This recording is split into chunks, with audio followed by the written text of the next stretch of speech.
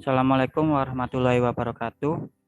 Perkenalkan kami dari kelompok C, sesi C2, paralel C. Di sini kami akan menjelaskan tentang modul isolasi jasad renik. Sebelumnya, perkenalkan nama saya Samsa Bakti Fortini, NPM 110.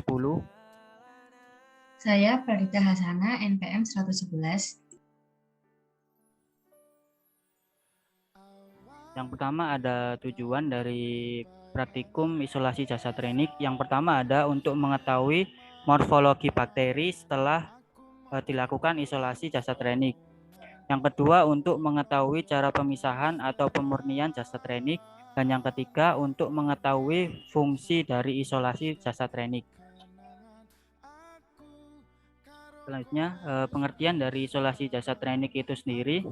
Isolasi jasad renik yaitu suatu proses mengambil suatu bakteri dari medium atau dari lingkungan asalnya, lalu menumbuhkannya di medium buatan sehingga diperoleh biakan yang murni.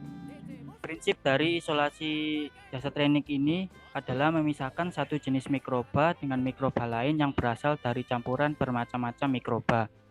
Hal ini dapat dilakukan dengan menumbuhkannya dalam media padat. Sel-sel mikroba akan membentuk koloni sel yang tetap pada tempatnya. Beberapa cara atau metode untuk memperoleh biakan murni dari suatu biakan campuran. Dua di antaranya yang paling sering digunakan adalah metode cawan gores dan metode cawan tuang, yang didasarkan pada prinsip pengenceran dengan maksud untuk memperoleh spesies yang individu, dengan anggapan bahwa setiap koloni dapat terpisah dari satu jenis sel yang dapat diamati. Lalu ada fungsi dan tujuan isolasi jasad renik. Teknik isolasi mikroorganisme adalah suatu usaha untuk menumbuhkan mikroba di luar dari lingkungan alamiahnya. Pemisahan mikroorganisme dari lingkungan ini bertujuan untuk memperoleh biakan bakteri yang sudah tidak bercampur lagi dengan bakteri lainnya, atau bisa disebut dengan biakan murni. Selanjutnya ada koloni bakteri. Koloni bakteri merupakan sekelompok sel yang dapat dilihat secara langsung dengan mata. Koloni bakteri dapat berbentuk bulat, tak beraturan dengan permukaan cembung, cekung atau datar, serta tepi koloni rata atau bergelombang. Morfologi koloni bakteri perlu diamati untuk mempermudah dalam proses identifikasi bakteri, karena sifat-sifat koloni bakteri dapat menentukan jenis bakteri tersebut. Lalu ada bentuk koloni. Bentuk bakteri yang tumbuh di atas permukaan medium yaitu sirkular, irregular, elevasi konveks, efus, bentuk tepi undulat, dan crenate. Bentuk koloni bakteri pada medium miring ada efus, bidet, filiform. Lalu ada bentuk koloni pada medium tegak yaitu echinulate dan bidet. Pada medium cair, koloni bakteri tumbuh dengan tidak membentuk cincin, membentuk membran, dan membentuk bulir. Lalu ada sifat-sifat koloni. Sifat-sifat umum yang dimiliki oleh koloni bakteri pada medium padat yaitu bentuk dari koloni yang bulat, memanjang, tepi rata, dan tidak rata.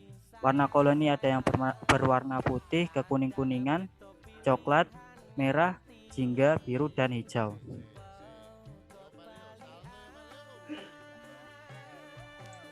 Selanjutnya ada metode isolasi jasad renik. Yang pertama, metode isolasi pada medium cair.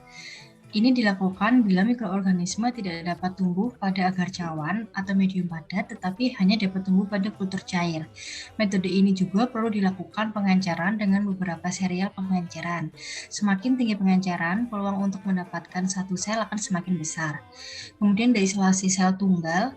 Metode isolasi ini dilakukan untuk mengisolasi sel mikroorganisme berukuran besar yang tidak dapat diisolasi dengan metode agar cawan atau medium cair. Sel mikroorganisme dilihat dengan menggunakan pembesaran sekitar 100 kali, kemudian sel tersebut dipisahkan dengan menggunakan pipet kapiler yang sangat halus ataupun mikromanipulator yang dilakukan secara aseptik. Kemudian ada metode cawan gores atau streak. Metode ini bertujuan untuk mengisolasi mikroorganisme dari campuran atau meremajakan kultur ke alam medium baru. Metode ini mempunyai dua keuntungan, yaitu menghemat bahan dan waktu. Metode cawan gores yang dilaksanakan dengan baik kebanyakan akan menyebabkan terisolasinya mikroorganisme yang diinginkan. Metode ini terdiri dari beberapa teknik, yaitu ada goresan sinambung dan lain-lain.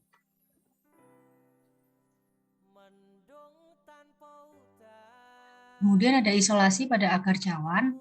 Prinsip dari metode isolasi agar cawan mengencarkan mikroorganisme sehingga diperoleh individu spesies yang dapat dipisahkan dari organisme lainnya.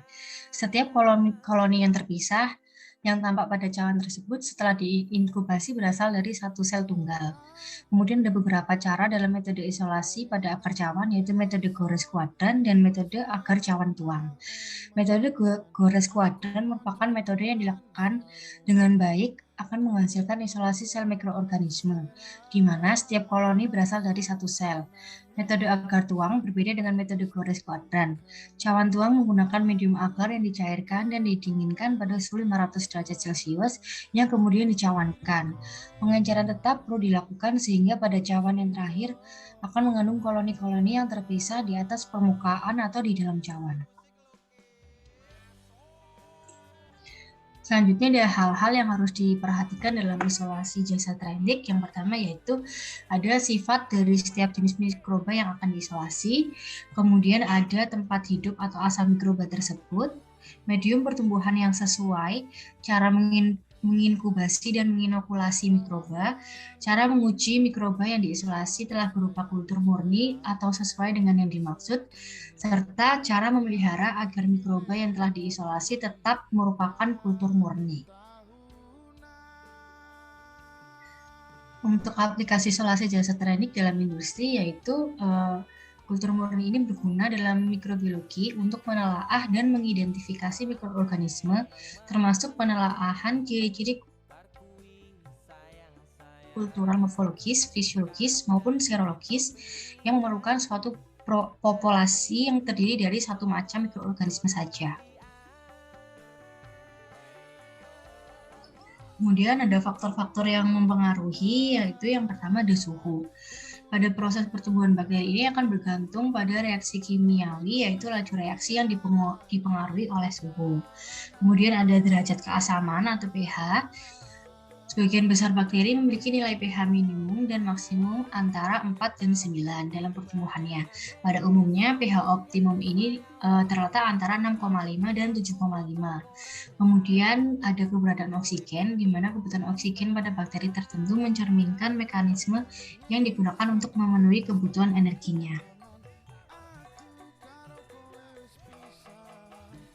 Kesimpulan dari percobaan isolasi jasa training yang pertama yaitu yeast hasil dari isolasi memiliki bentuk kopus, berkoloni, dan tidak berinti.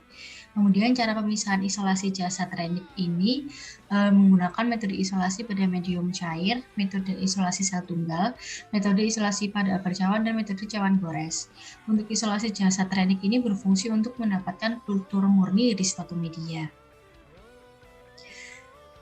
Sekian penjelasan dari kami. Wassalamualaikum warahmatullahi wabarakatuh.